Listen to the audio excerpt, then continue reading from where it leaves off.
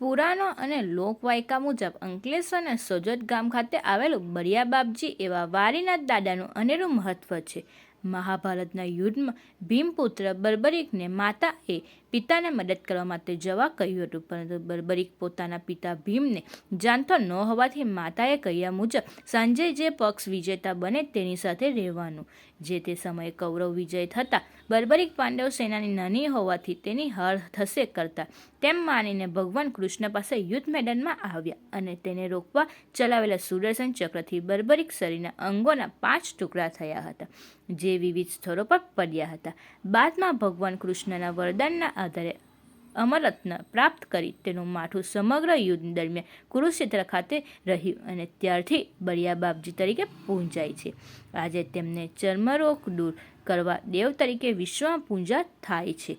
વડોદરાના પોર, સુરતના કીમ પાસેના સિયાદલા ગામ અને સજોદના વારીનાથ દાદા ખાતે તેઓના અંગો પડ્યા હતા, જે જગ્યા પર તેમના દેવસ્થાનને આવેલા છે. સજોદ ખાતે ચૈત્ર માસના રવિવાર, મંગળવાર અને ગુરુવારે તેમના દર્શનનું અનેરું મહત્વ હોય છે. ચૈત્ર માસમાં ભક્તોનું ધોધપૂર ઉમટી પડે છે અને લોકો પોતાની બાધા આખરી પૂર્ણ કરવા તેમજ તાદુક જમવા માટે વિશેષ આવી રહ્યા છે. વારીનાથ દાદાના મંદિરના પાંગતિયામાં આવેલા વર્ષો જૂનો કૂવો આવેલો છે, જેમાં ચૈત્ર માસના ગરમી નહીં થયા તે માટે ભક્તો જલાભિષેક કરી મંદિરને ઠંડુ રાખે છે. તેમજ ચૈત્ર માસમાં વારીનાથ દાદાના મંદિરે તાદું જમવાનું મહત્વ હોવાથી ભક્તો તાદું જમવા માટે આવે છે અને માનતા પૂર્ણ કરે છે. સજોદ વારીનાથ દાદાના મંદિરે લોકો ટાળું ખાવા માટે આવે છે. શ્રી કૃષ્ણ ભગવાનના સુદર્શન ચક્રથી ખાટુ શ્યામજીના શરીરના ટુકડાઓ થયા હતા, તેમાં એક સજોદમાં હતું અને અહીંયા લોકો ચૈત્ર મહિનામાં ગુરુવાર, રવિવાર, મંગળવાર અને આડા દિવસે પણ લોકો ટાળું ખાવા આવવાની પરંપરા છે. બીજું એક બરોડાના પોરમાં અને સિયાદલા સુરત જિલ્લાના ત્યાં પણ આવી પરંપરા ચાલે છે અને અહીંયાથી દર રવિવારે ભક્તોની ભારે ભીડ જોવા મળે છે. મારું નામ નીરુબેન દીપકભાઈ પ્રજાપતિ છે. હું બરોડાથી આવું છું. આજે 15 થી 20 વર્ષથી હું અહીંયા પૂજા કરવા આવું છું. તે ઉપરાંત ભજન મંડળીને ભજનને ભેટ આપ્યું છે અને ભજન બેહારું છું દર ચૈત્ર મહિનામાં. ચૈત્ર માસમાં કેમ અહીં પૂજા કરવામાં આવે છે, શું છે?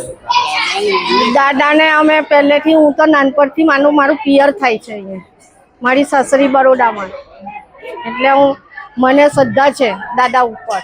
મંદિરનો મહિમા શું છે? મહિમા ચૈત્ર મહિનાની અંદર લોકો પૂજા કરે છે અને દાદાને જે ઠંડક આપે છે. અહીંયા છાયા છે, સારી રીતે પૂજા થાય છે. બધે જઈએ છીએ પણ આપણને અડવા નહીં દેતા. અહીંયા મસ્તીથી પૂજા કરીએ છીએ, બેસીએ છીએ, શાંતિથી ખાઈએ છીએ. બધું ભજન સારું લાગે છે. આમ માયા છે. શું શ્રદ્ધા લઈને ભક્તો આવે છે? જેની જેવી માનતા હોય એવું કરે.